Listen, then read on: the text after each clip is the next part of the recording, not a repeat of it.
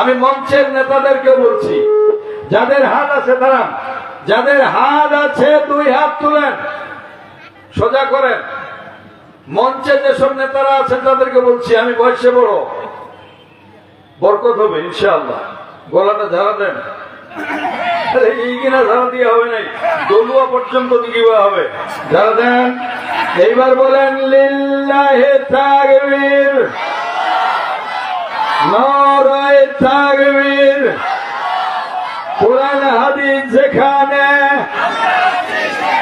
কোরআন হাদিস যেখানে, আলেম ওলামা যেখানে,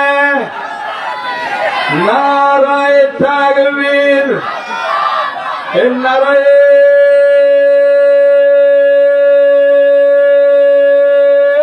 তাকবীর।